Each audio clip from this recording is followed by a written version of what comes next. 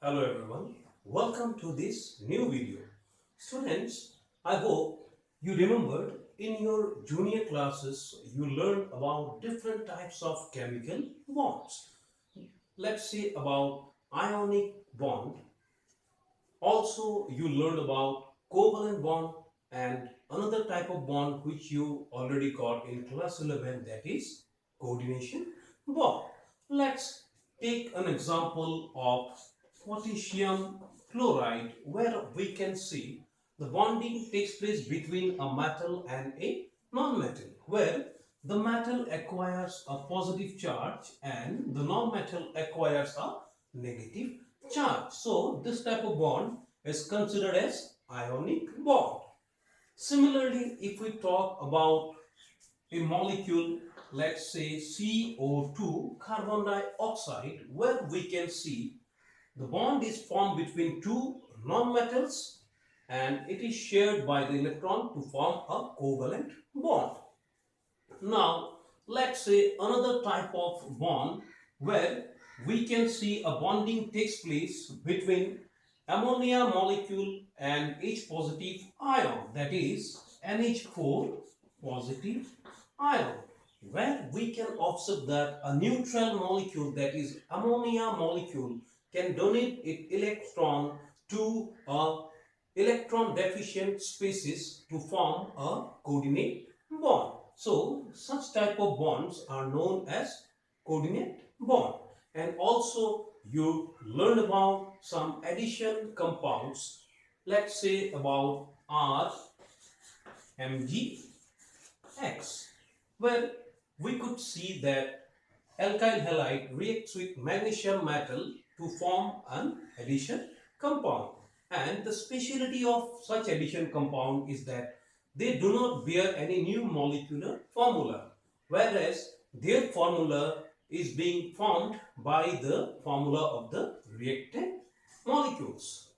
Now, let's talk about two different salts. Let's say about K2SO4 plus Al2SO4 3.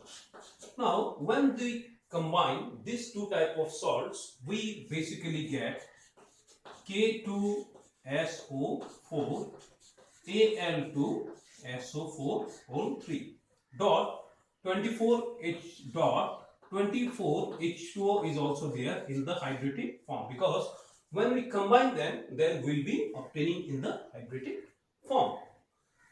Now, this is also an addition compound as we have explained here.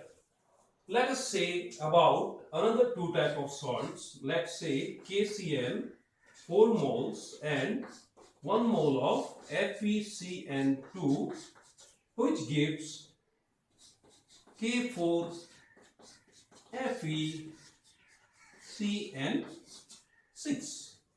Now, here is a point to be noted which is very interesting, that since we combine here two salts and we have obtained a formula in this manner, whereas in this case, though these two salts have been combined, but the formula is a little bit different than this one. Now, let's see why this is so, why this happened. In this case, what happens when these salts are being dissolved in water, all their ions get dissociated. That is, they dissociate completely in water. But what about this one? When such type of compounds are dissolved in water, then we get only the test for positive, that is K positive ion. Then what happens to these ions? Why we are not getting the test for these ions? It means there must be something interesting point to be noted here. Let's see what happens basically here. Here what happens, this molecule, cyanide molecule, and this iron, what happens here, as I have mentioned that about coordination bond, ammonia molecule is donating its electron to the H positive ion. Similarly, what happens here, cyanide molecules are donating their electrons to the iron ion, which is present here. Cyanide molecules are donating their electrons to the iron ion, and this way they are forming their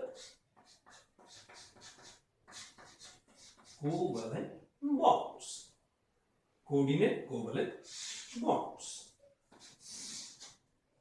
and this ion is being trapped by the cyanide molecules inside a sphere, which is known as coordination sphere. This is known as coordination sphere. This is square bracket, remember, is known as coordination sphere. Then what about this one? This is known as the counter ion. This is known as counter ion, which is present outside the sphere.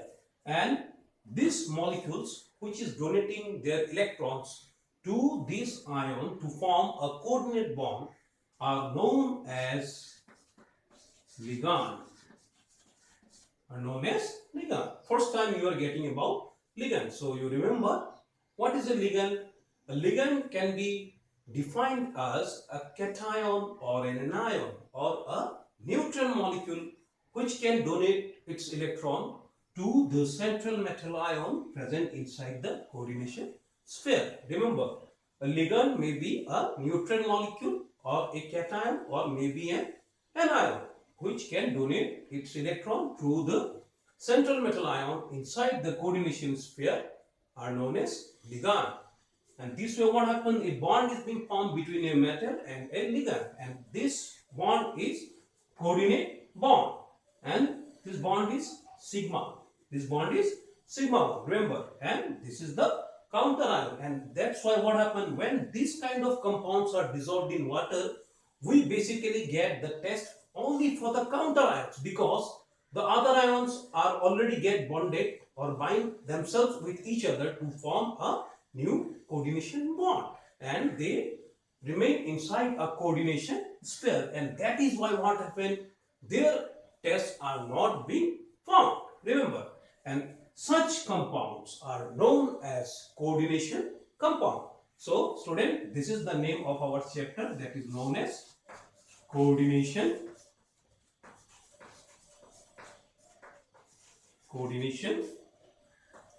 compound. So this is known as coordination compound. So these are also the addition compound and these are also the addition compound. But the basic difference is that this kind of compounds, when dissolved in water, they basically dissociate all their ions. But this kind of addition compounds, when dissolved in water, do not release all their ions. So this type of addition compounds are known as double salt.